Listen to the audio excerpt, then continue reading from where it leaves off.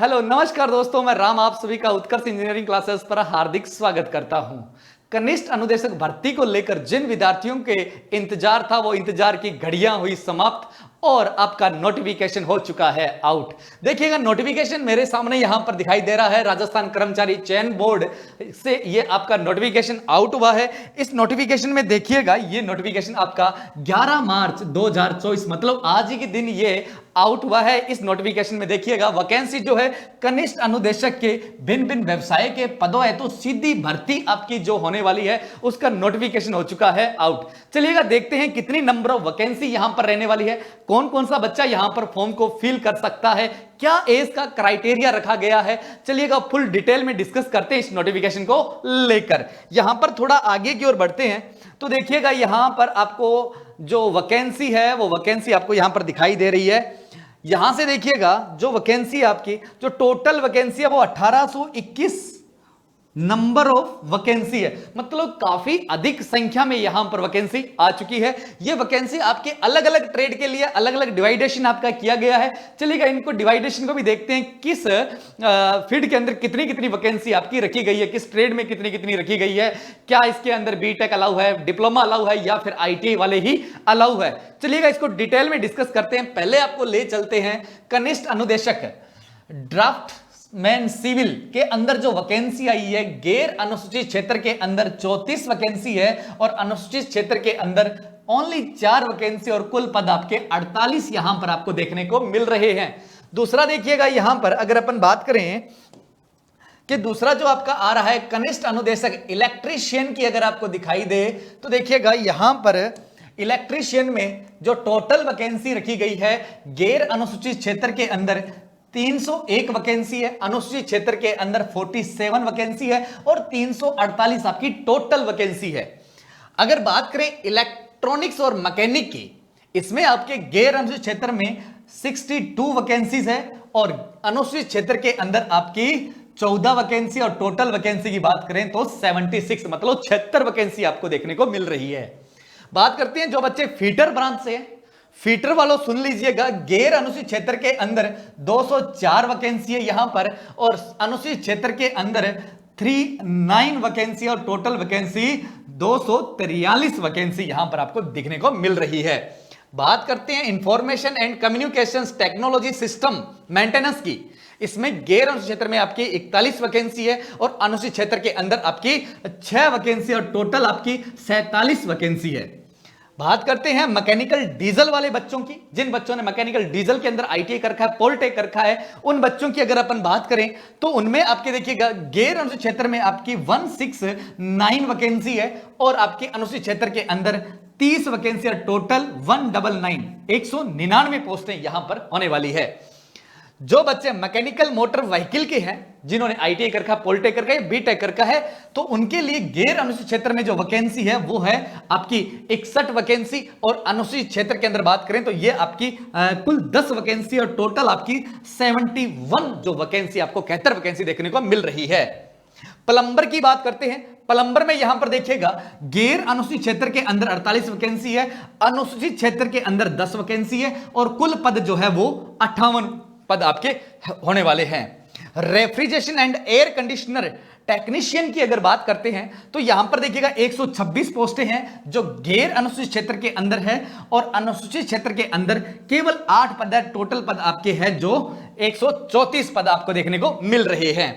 Solar technician electrical की अगर बात करें तो यहां पर गैर अनुसूचित क्षेत्र में 34 पद है और आपके अनुसूचित क्षेत्र के अंदर 2 पद है, टोटल पद की संख्या जो है वो आपकी 36 होने वाली है। बात करते हैं जो आपके ट्रेनर की अगर बात करें, जिन बच्चों ने ट्रेनर में आईटीआई कर रखा है उनके लिए गैर अनुसूचित क्षेत्र में 39 वैकेंसी है और अनुसूचित क्षेत्र में केवल 3 वैकेंसी है, टोटल आपकी यहां पर 42 वैकेंसी आपको देखने को मिल रही है। बात करते हैं जिन बच्चों ने बेल्डर में आईटीआई कर रखा है उनके लिए यहां पर 113 वैकेंसी आपका गैर अनुसूचित क्षेत्र में देखने को मिल रही है और अनुसूचित क्षेत्र के अंदर आपको 26 वैकेंसी देखने को मिलेगी और टोटल वैकेंसी जो है आपकी 139 वैकेंसी आपको देखने को मिल रही है। बात करते हैं वायरमैन वालों की, अलग से आई है वायरमैन की वैकेंसी, जो देखिएगा गैर अनुसूचित क्षेत्र में आपकी 66 वैकेंसी है और अनुसूचित क्षेत्र के अंदर अगर बात करें तो 24 वैकेंसी और टोटल आपकी 90 वैकेंसी यहां पर होने वाली है। अब देखिएगा कॉस्ट्रोमोटोलॉजिस्ट की बात करते हैं तो यहां पर आपको 35 गैर अनुसूचित क्षेत्र में है और अनुसूचित क्षेत्र के अंदर आपकी 8 वैकेंसी है, टोटल आपकी 43 वैकेंसी यहां पर देखने को मिल रही है। बात करते हैं स्विंग टेक्नोलॉजी की, इसमें आपके गैर अनुसूचित क्षेत्र में 28 पोस्टें हैं और अनुसूचित क्षेत्र के अंदर 12 पोस्टें हैं, टोटल पोस्टें जो है आपकी वो 40 पोस्टें आपको यहां पर देखने को मिल रही है। थोड़ा आगे की ओर बढ़ते हैं, देखिएगा नीचे लास्ट अपन बात कर लेते हैं कोपा की। कोपा हमारा बच गया, जिन बच्चों के पास में कोपा है, कोपा से जिन्होंने आईटीआई कर रखा है या फिर आपका बीटेक कर रखा है कंप्यूटर से, उनकी बात करते हैं। कनिष्ठ अनुदेशक के लिए जिन बच्चों के पास कोपा ट्रेड है उनके लिए देखिएगा गैर अनुसूचित क्षेत्र के अंदर 181 वैकेंसी है और अनुसूचित क्षेत्र के अंदर 36 वैकेंसी है, टोटल आपकी 217 वैकेंसी है। कहने का मतलब हमें यहां पर जो वैकेंसी सबसे ज्यादा दिखाई दे रही है वो देखिएगा वैकेंसी किस किस में ज्यादा दिखाई दे रही है। तो एक तो ध्यान रखिएगा इलेक्ट्रीशियन में काफी अधिक पोस्टें हैं, जिसमें आपकी इलेक्ट्रीशियन में रखी गई है 348 पोस्टें रखी गई है और आपके उसके बाद में अगर नंबर आता है तो आपका नंबर आता है किसका, फीटर का, और उसके बाद में है आपका कोपा वाला।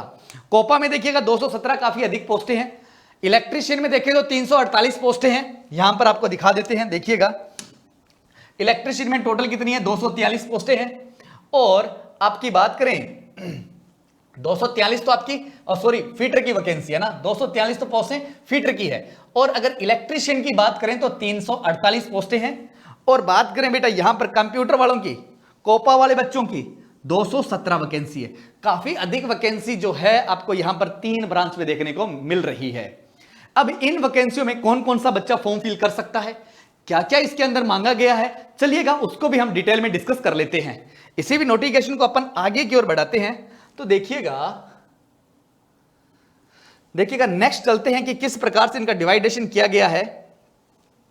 एक बार आप भी थोड़ा ध्यान से देख लीजिएगा सभी बच्चे, नोटिफिकेशन आपका हिंदी में जारी हो रखा है।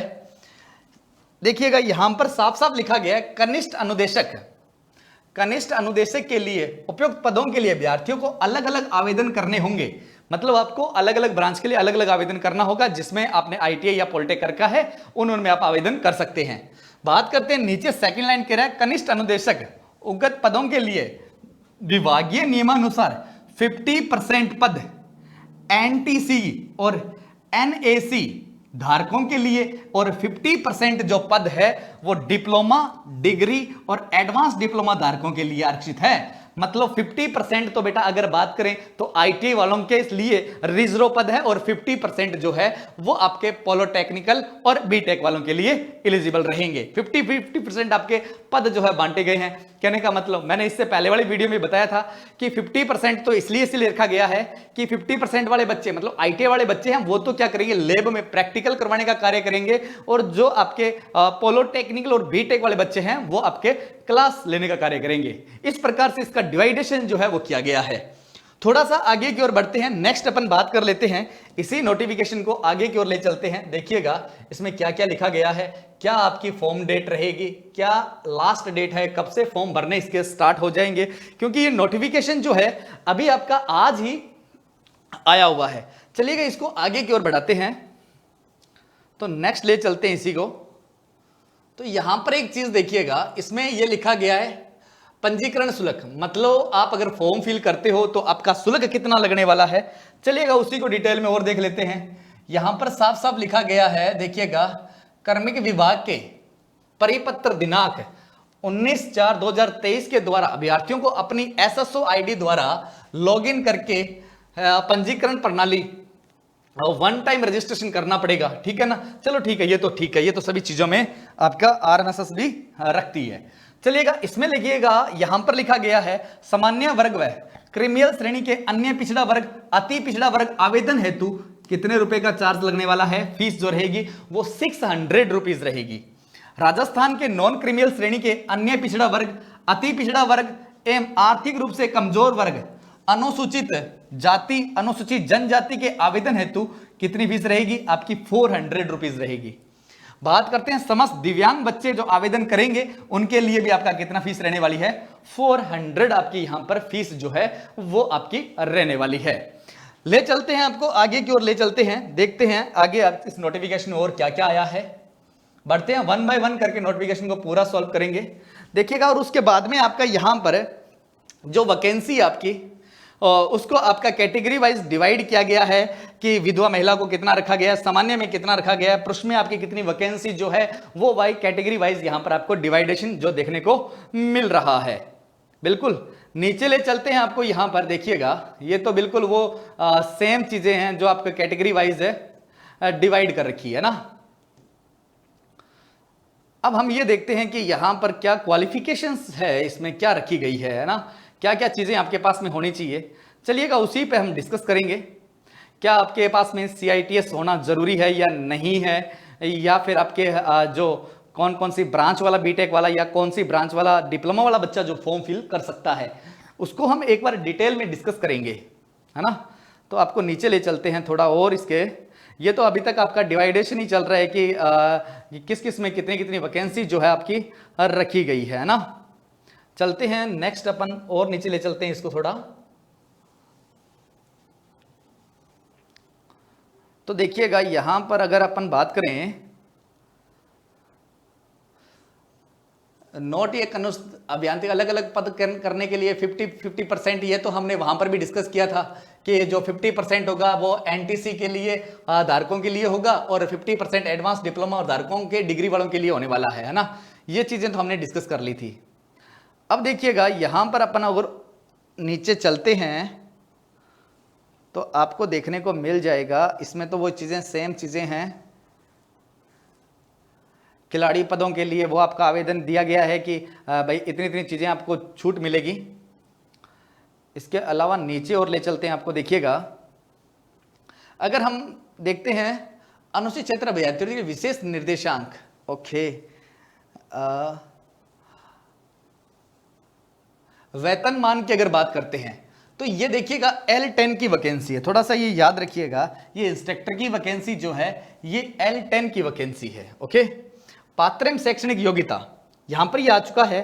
पात्र एवं शैक्षणिक योग्यता आपकी क्या क्या होनी चाहिए, यहां पर लिखा गया है 101 से 13 नंबर की अगर बात की जाए तो यहां पर कनिष्ठ अनुदेशक अभियांत्रिक ट्रेड रख रखाव एवं मैकेनिक पद कोड 1 से 13 के पद हेतु शैक्षणिक योग्यता आपकी क्या होनी चाहिए, कौन सा बच्चा फॉर्म यहां पर फिल कर सकता है, चलिएगा उसके बारे में डिस्कस करते हैं। किसी मान्यता प्राप्त बोर्ड से पुरानी स्कीम के अधीन, पुरानी स्कीम का मतलब होता है कि पहले जो आपके सब्जेक्ट लिए जाते थे वो 9th क्लास में ले लिए जाते थे, लेकिन आजकल सब्जेक्ट जो लिए जाते हैं वो 11th क्लास में लिए जाते हैं।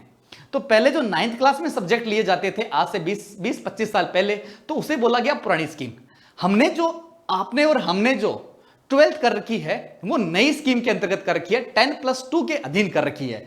तो इसने बोला है कि अधीन विषय के रूप में भौतिक शास्त्र, रासायनिक शास्त्र एवं गणित के साथ सेकेंडरी या उसके समतुल्य होनी चाहिए। यह है, या का मतलब है ये नहीं है तो नीचे वाला होना चाहिए। या और का मतलब थोड़ा ध्यान से समझ लीजिएगा।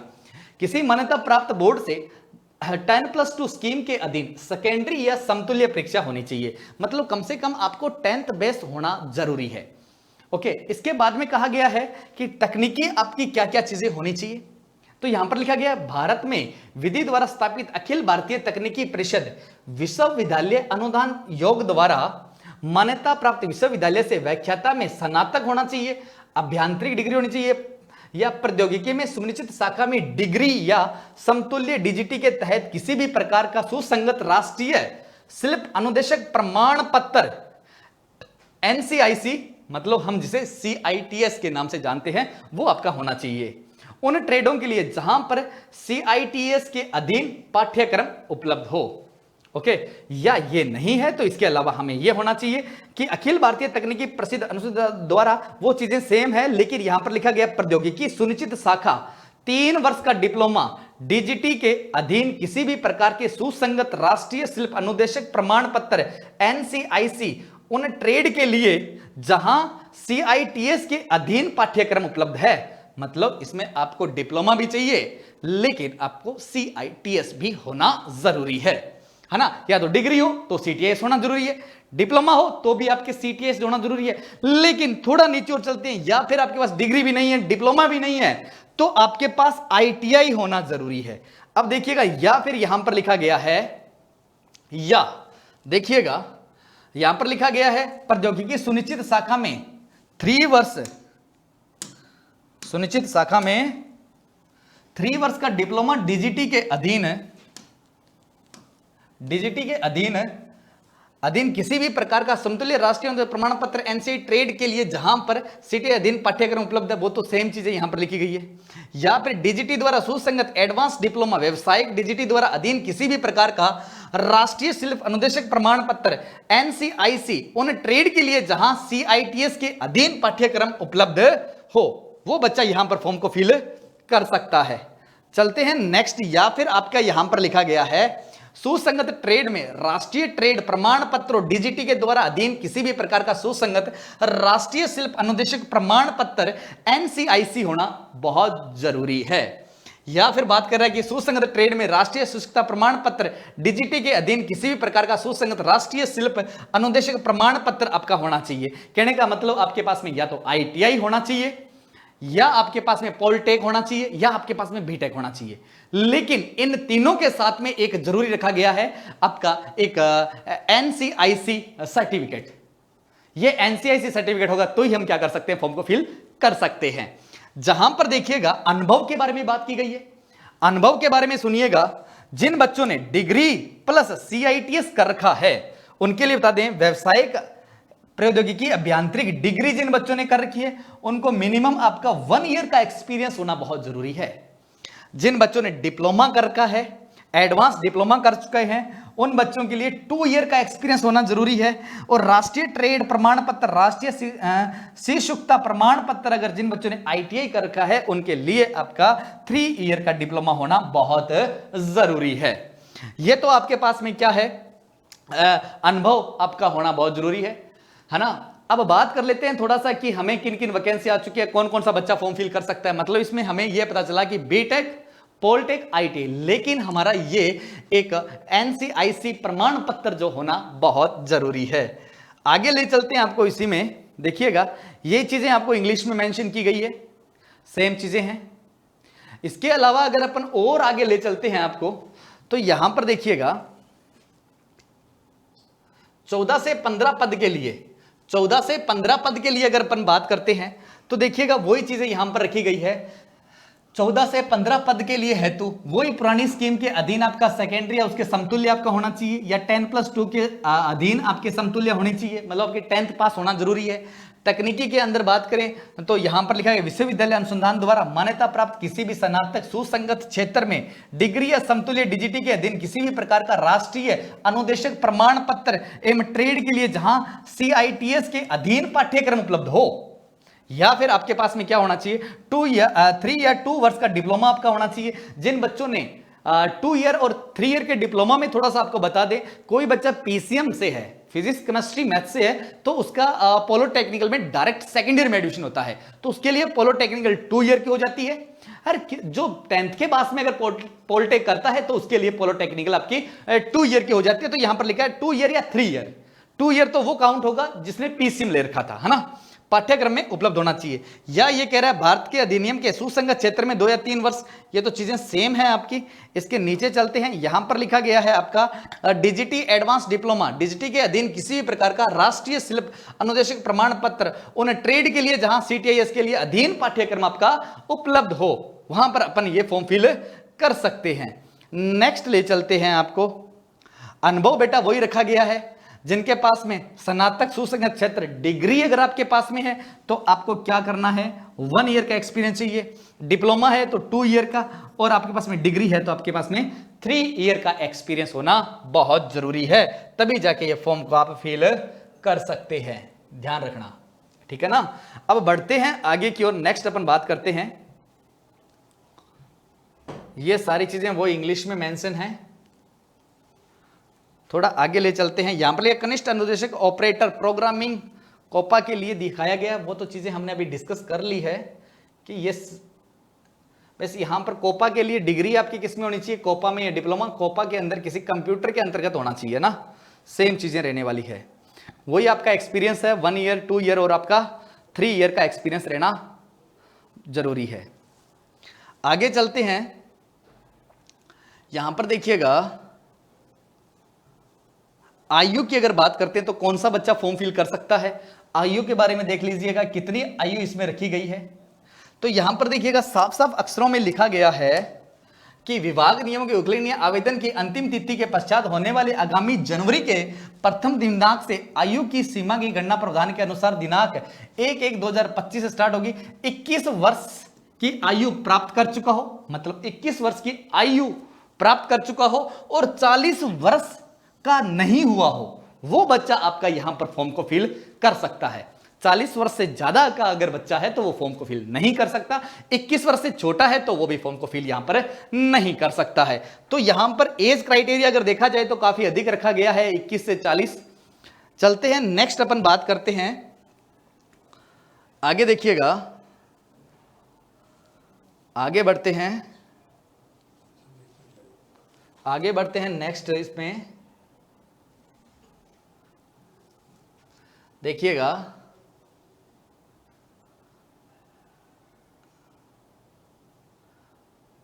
आयु सीमा तो हो चुकी है, ये जो आपकी छूट दी गई है 5 साल की अन्य पिछड़ा वर्ग के लिए, है ना, ये तो चीजें आपकी सेम है जो आपकी हर वैकेंसी के अंदर रखी गई है।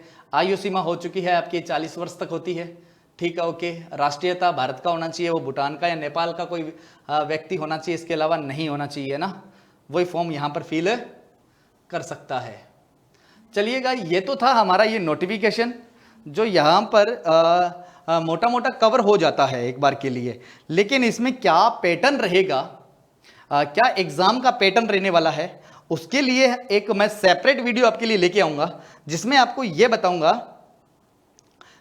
मैं ये बताऊंगा कि आपका जो सिलेबस है वो सिलेबस क्या क्या रहने वाला है, किस प्रकार से आपका सिलेबस रहने वाला है। हालांकि स्कीम वही है जो पिछली बार रखा गया था कि 80% तो आपका टेक्निकल रखा गया है और 40% आपका राजस्थान जीके रखा गया है, मतलब आपका वही स्कीम रहेगी जो पहले थी। 80 क्वेश्चन तो टेक्निकल के आने वाले हैं और 40 क्वेश्चन आपके राजस्थान जीके के आने वाले हैं। लेकिन जो एग्जाम होने वाला है, क्या वो सीबीटी टेस्ट होगा, ऑफलाइन होगा या ऑनलाइन होगा, जैसे पिछली बार जो एग्जाम हुआ था वो आपका ऑफलाइन हुआ था।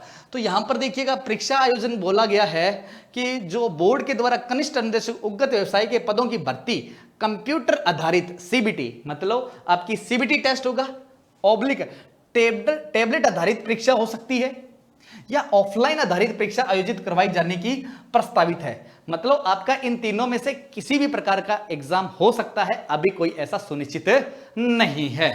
तो इस प्रकार की और अधिक इंफॉर्मेशन के लिए आज ही ज्वाइन कर लीजिएगा उत्कर्ष इंजीनियरिंग क्लासेस को। फिर मिलेंगे एक नए अपडेट के साथ में, तब तक के लिए जय हिंद जय भारत।